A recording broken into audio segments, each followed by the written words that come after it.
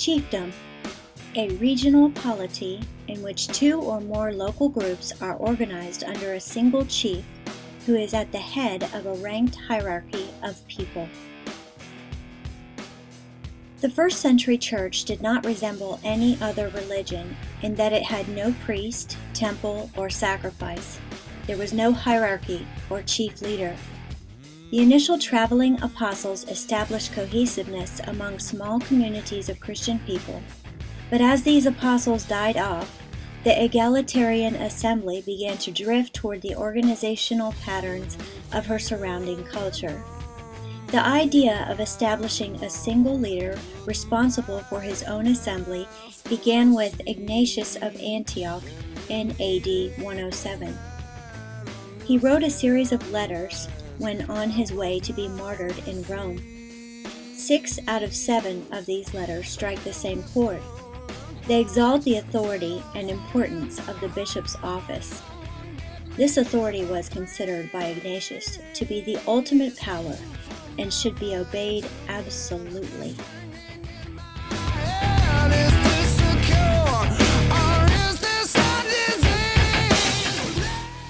As the position of authority became established, the congregations became less active, moving from a confident, participatory role to one of submissive spectator. Over the next 200 years, this model caught on and eventually prevailed far and wide. The infamous Tertullian was the first person to use the word clergy to refer to a separate class of Christians. Cyprian taught that anyone who separated himself from the bishop separated himself from God.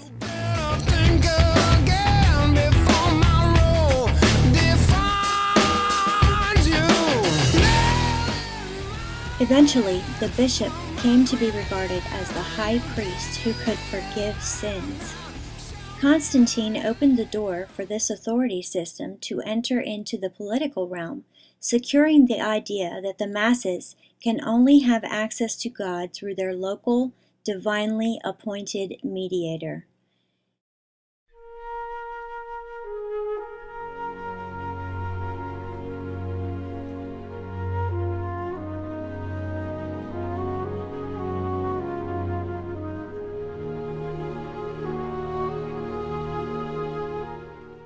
Anthropological examination exposes the caste system as the opposite of the principle that all humans are born equal.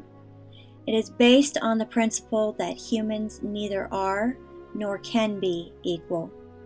In India, each caste considers itself a distinct community associated with specific occupations and customs, in descending religious status of priority, with Brahmins who represent the world of religion and learning being the purest and highest order.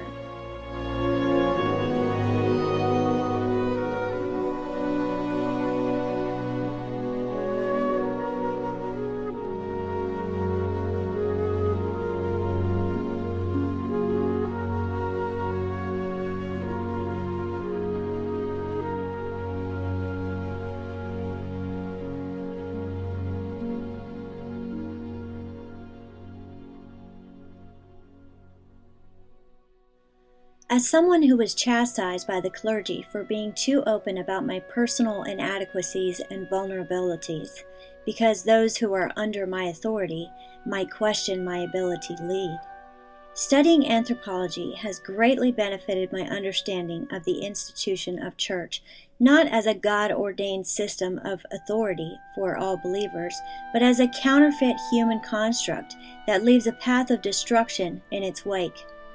I see that taken to extreme, such arrogant, hierarchical thinking produces injustice and indignity to individuals who are created in the image of God. Ironically, the perpetrators of the system may also be included among the victims of the system. Depression, burnout, stress, and emotional breakdown occur at abnormally high rates among pastors. 94% feel pressured to have an ideal family. 81% say they have insufficient time with their spouses.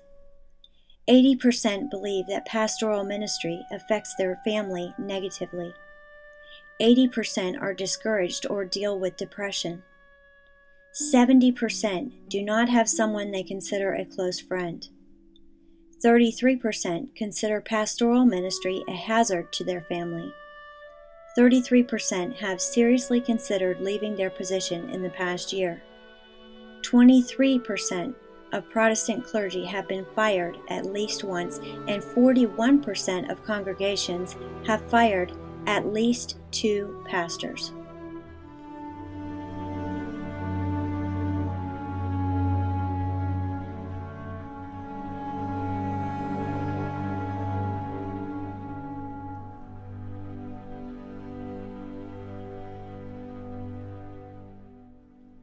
Blog excerpt from August 31st, 2009. I was having trouble sleeping because today, after midnight, I guess it was technically yesterday, was very difficult for my church as our pastor resigned.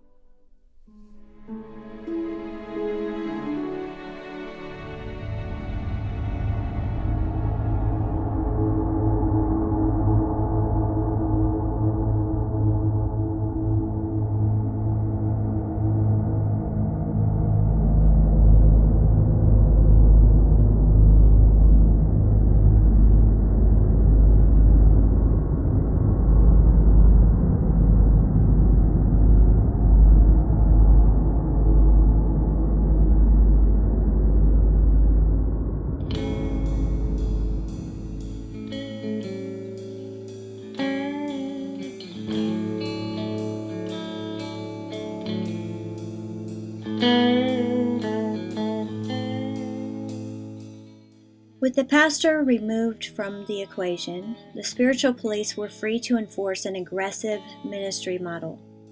I purposed to stay in attendance at the church despite the negative atmosphere, for my own reasons, but also for the sake of those who might become victimized by their actions.